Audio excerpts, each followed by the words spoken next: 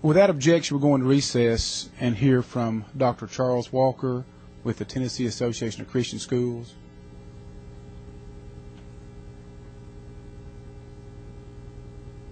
Excuse me, you recognize Dr. Brown. I had excuse me, I had wanted to ask the Dr. Opie come. I had a question for him.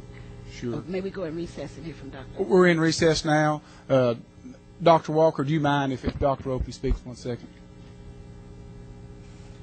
And I apologize, Dr. Walker. We'll be right back with you. You recognize Dr. Opie.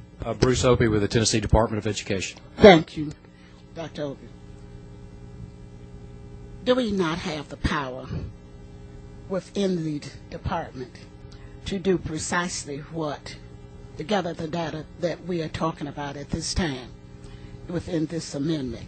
I have no objection if this is what is agreed upon by this group.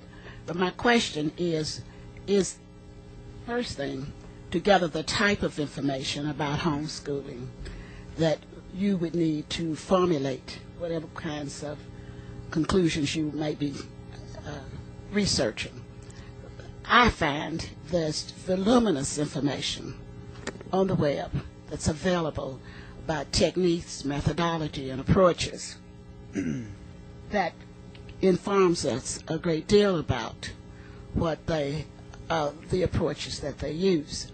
Now, with this particular piece of legislation as amended, offers some real guidance or assistance to the department.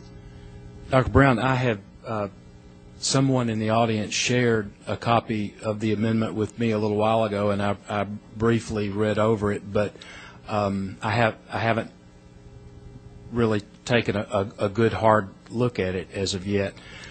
I guess a caveat that if it has to do with the department gathering data regarding good practices with homeschool students, how delivery of instruction is handled, that sort of thing. I guess a caveat I would provide is transferability of good practices to a public school setting where so many of the factors are different from the homeschool setting. So, but again, I probably would want to look at the amendment a little bit closer, but I think it's the same type of discussion we have relative to charter schools, where charter schools are set up and there's some things that charter schools have going for them that may or may not be transferable where you don't have as much parent involvement in a public school setting, even though there's some things that you certainly want to shoot for. But right, for example, like pupil-teacher ratios. Correct. I would suspect that when we're talking about homeschooling,